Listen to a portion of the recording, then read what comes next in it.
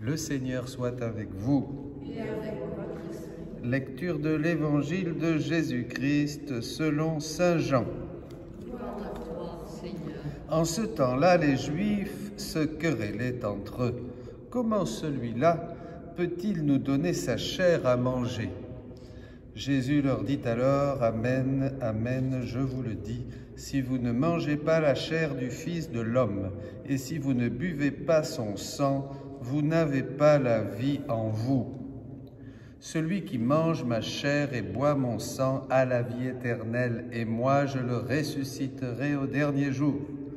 En effet, ma chair est la vraie nourriture, et mon sang est la vraie boisson.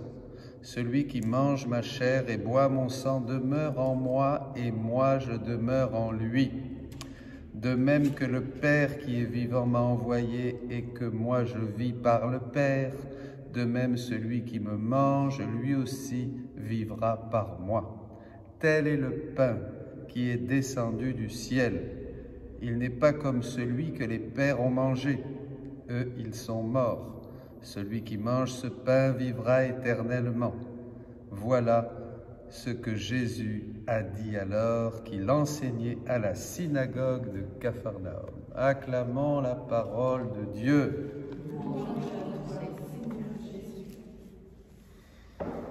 23 avril, bon anniversaire Louisa.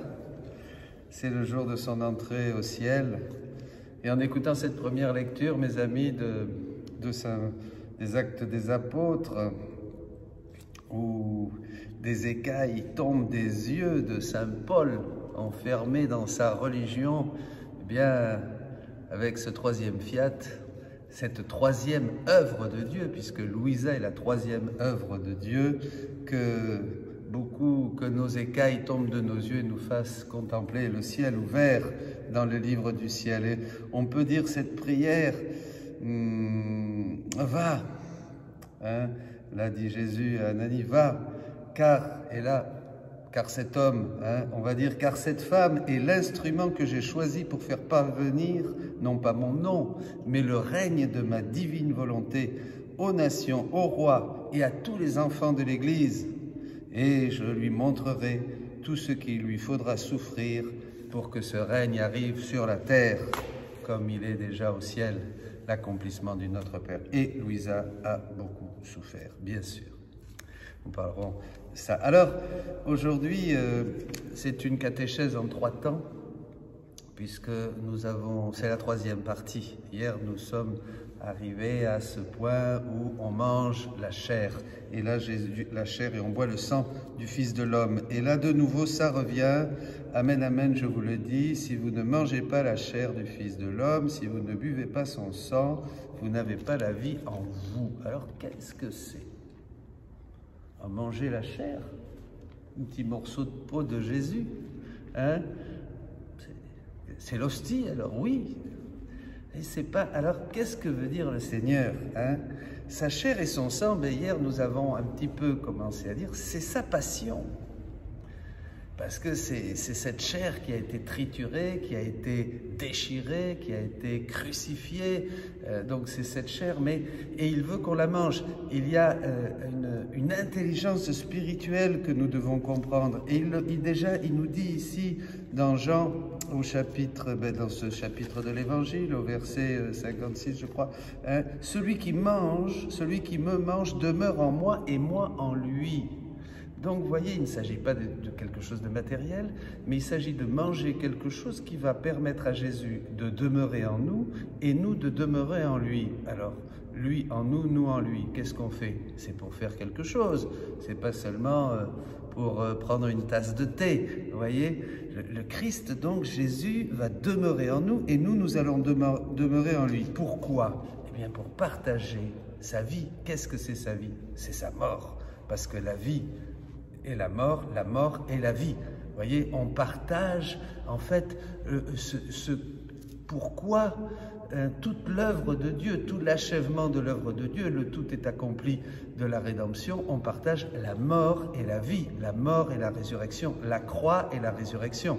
On partage cette vie, il veut nous la donner à manger, il veut que nous l'assimilions comme la nourriture. C'est pour ça que Jésus prend la métaphore de la nourriture, la comparaison de la nourriture, afin que nous assimilions, que nous puissions digérer, que ça puisse passer en nous, totalement, cette vie et cette mort, tout le mystère pascal en nous. Pourquoi? Pour que nous puissions reproduire la vie de Jésus. Je veux que tu sois une copie de ma vie depuis ma conception jusqu'à ma mort, pour que nous puissions reproduire. Donc le Christ nous donne à manger sa passion, il nous donne à manger sa vie, afin, Jean le dit là, de même que le Père qui est vivant m'a envoyé, que moi je vis par le Père, celui qui me mange, lui aussi vivra par moi. Il vivra par moi. Il vivra quoi par moi? Il vivra ma vie. Toute ma vie. Toute ma vie cachée, toute ma vie de prédicateur, toute ma vie de sauveur, toute ma vie de rédempteur, toute ma vie de réparation dans la divine volonté. Alors là, vous voyez, toute ma vie, toute ma vie. Donc l'Eucharistie nous conduit, ce n'est pas quelque chose de magique. Alors, on est très loin, souvent on est très très loin de cette intelligence de l'Eucharistie. On va à la messe, on se prépare, tant que le mieux possible, espérons, bien confesser pour que la petite tenue du baptême soit bien blanche, bien propre. Alors on s'approche, le corps du Christ, amen, on revient vite à sa place, on dit à Jésus que nous l'aimons. Dans le meilleur des cas, c'est déjà formidable. C'est déjà merveilleux, avec recueillement, avec dévotion, on reçoit même des grâces. Bon, ça déjà c'est bien, mais enfin je ne sais pas si beaucoup communient comme ça. Mais enfin il faut l'espérer. S'il n'y en a pas, faites-le vous, communiez au nom de tous, comme Jésus s'est communié d'ailleurs, c'est ce qu'il nous conseille de faire. Alors, mais ce n'est pas magique. L'Eucharistie, cette Eucharistie, donc la vie de Jésus, va agir en nous, en vous, en fonction de mes dispositions personnelles. Si je suis bien disposé, l'Eucharistie, cette nourriture que je vais manger, la vie de mon Jésus, qui va demeurer en moi et moi en lui, et qui va me faire vivre comme lui par le Père, vous voyez, je vais vivre par lui, eh bien à ce moment-là, ça va porter beaucoup de fruits. Mais si je suis distrait, si je ne suis pas préparé, si je vais à l'Eucharistie, bon ben voilà, comme ça, ça n'aura, Jésus l'a dit d'ailleurs, on va le voir, ça n'aura pas de fruits. Donc ce n'est pas quelque chose de magique. Ce n'est pas magique l'Eucharistie. L'Eucharistie dépend de ma disposition et dépend de ma décision de vivre dans la volonté de Dieu, de vivre dans la volonté, dans le cœur de Jésus, dans la divine volonté. C'est là où l'Eucharistie va donner tout son fruit. Et c'est ça qui va vraiment rendre joyeux Jésus. D'ailleurs, il le dit, je suis dans les tabernacles, mais en fait, si seulement c'était pour toi, je serais resté dans le tabernacle. Vous voyez, en fait, Jésus n'est heureux et ne vit que pour les âmes qui maintenant peuvent vivre dans la divine volonté. C'est son seul bonheur. Alors, donc, vous voyez, ce n'est pas quelque chose de magique. L'Eucharistie, c'est cette nourriture qui est la vie de Jésus et qui est sa vie et sa mort. Sa mort et sa vie, c'est-à-dire le mystère de la croix. On embrasse la croix, cette croix qui est tellement bénie, qui est une grâce, la grâce des grâces, puisque cette croix nous unit à Dieu, et Jésus le dit clairement. Alors je vais prendre un texte magnifique pour bien montrer que c'est ce qu'a fait Louisa, et c'est ce que maintenant nous faisons, et montrer vraiment voilà, cette nourriture qui est l'Eucharistie, cette nourriture qui est le corps et le sang du Christ, cette nourriture qui est la chair et le sang de Jésus, eh bien c'est sa vie qui se donne à nous, il demeure en nous, nous demeurons en lui, et nous vivons par lui. Nous vivons quoi par lui? Eh bien sa mort et sa résurrection, nous reproduisons la vie de Jésus. L'Eucharistie est complètement liée à cette transformation, cette identification à Jésus-Christ et cette vie qui s'ouvre à nous, qui est la vie dans la divine volonté. Ayant reçu la Sainte Communion, alors nous sommes, je le dis avant d'oublier, au volume 31, 18 janvier 1933. Ayant reçu la Sainte Communion, je faisais mon action de grâce habituelle lorsque je vis Jésus, mon bien immense, affligé et taciturne, comme s'il avait besoin de compagnie. Tiens donc, je m'approchais de lui et tentais de le consoler en me montrant toujours uni à lui, afin de ne jamais le laisser seul. Jésus sembla très heureux et pour épancher sa peine, il me dit « Ma fille, sois-moi fidèle, ne me quitte pas, car la souffrance de la solitude est toujours la plus oppressante parce que la compagnie est le soutien et le secours de celui qui souffre. » C'est intéressant ça. Le soutien, le secours de celui qui souffre, la compagnie. Sans une compagnie, la souffrance est dure à cause de l'absence de celle qui pourrait soulager sa peine ou même lui offrir un amer remède. Vous voyez, Jésus se donne à nous, il nous fait boire, il nous fait manger sa chair et boire son sang, communier à sa vie, et parce qu'il veut demeurer en nous pour avoir de la compagnie. Il peut avoir de la compagnie. Ma fille, combien d'âmes me reçoivent sacramentellement dans leur cœur et me laissent seule?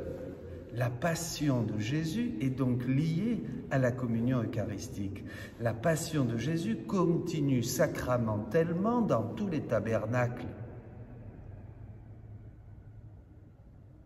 D'ailleurs, c'est ce qu'il a dit, c'est pour ça qu'il était resté.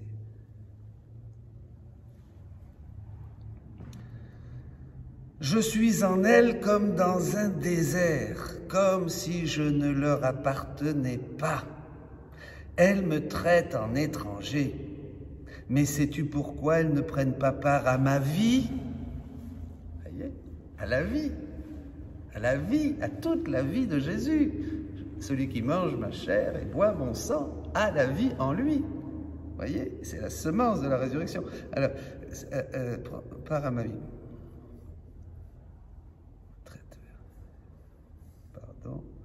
Me traite en étranger. Sais-tu pourquoi elles ne prennent pas part à ma vie, à mes vertus, à ma sainteté, à mes joies, à mes souffrances? Parce que tenir compagnie à quelqu'un signifie participer à tout ce que la personne qui est près de toi fait et souffre. Quoi? Participer. Donc l'Eucharistie, le corps et le sang de Jésus, la chair et le sang de Jésus sont pour nous faire participer à tout ce que vit Jésus. On communie pour participer. On communie pour participer à sa vie, à sa mort, à sa résurrection, à tout ce que fait Jésus, pour n'avoir en fait, comme le sarment, la vigne et le sarment, n'avoir qu'un même sang, qu'une même vie qui coule partout. Voilà. Participer à tout ce que fait, à tout ce que la personne qui est près de toi fait et souffre. Par conséquent, me recevoir, ma chair, le sang de Jésus, et ne pas prendre part à ma vie est pour moi la plus amère des solitudes. Ah, mon Dieu! Donc comme ça continue, comme la passion de Jésus continue aujourd'hui dans les cœurs qui ne le reçoivent pas avec les dispositions qu'il faut, parce qu'ils ne savent pas ou parce que seulement ils sont pas, ça les intéresse pas. Et demeurant seul, je ne peux pas leur dire de quel amour je brûle pour elles. Mon amour reste alors isolé, ainsi que ma sainteté, ma vertu et ma vie. Ce n'est que solitude en dedans et en dehors de moi.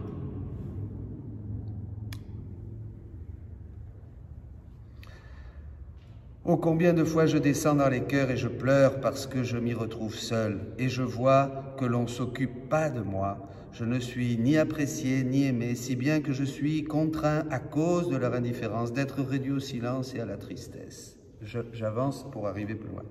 Et comme elles ne prennent pas part à ma vie sacramentelle, voyez,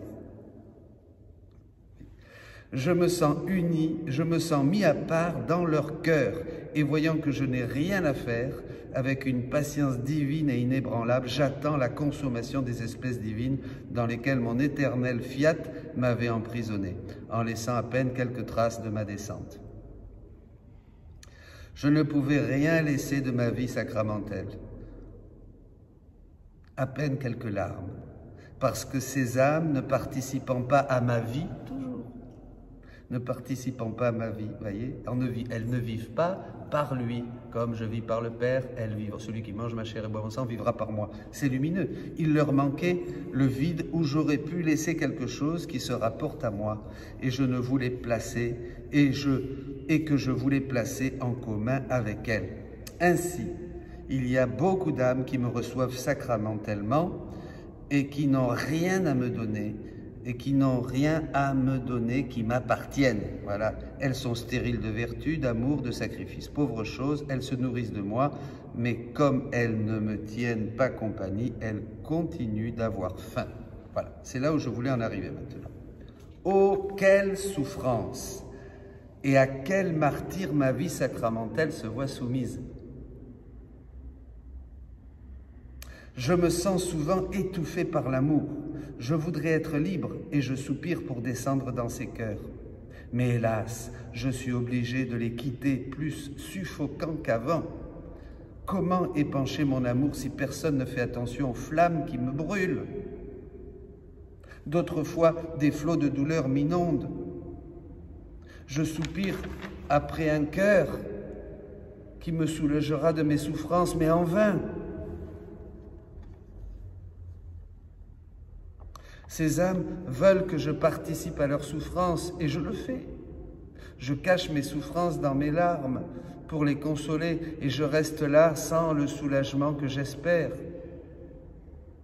Mais qui peut te dire toutes les souffrances de ma vie sacramentelle? Celles qui me reçoivent et me laissent dans une amère solitude sont plus nombreuses que celles qui me tiennent compagnie dans leur cœur. Et lorsque je trouve un cœur qui me tient compagnie, je lui communique ma vie. Et j'y laisse en dépôt mes vertus, c'est-à-dire toutes les vertus du cœur de Jésus pour pouvoir continuer à souffrir, à offrir, à faire des sacrifices, à aimer, à se donner aux autres et à gagner le ciel, bien sûr. Le fruit de mes sacrifices est la participation de ma vie. Et je fais de cette âme ma demeure, un autre moi-même. Mes habitations, dira Jésus dans un autre passage. Mon refuge est le lieu secret de mes souffrances, le lieu secret de mes souffrances. Et je ressens l'échange du sacrifice de ma vie eucharistique parce que je trouve celle qui brise ma solitude, sèche mes pleurs, me donne la liberté d'épancher mon amour et mes peines.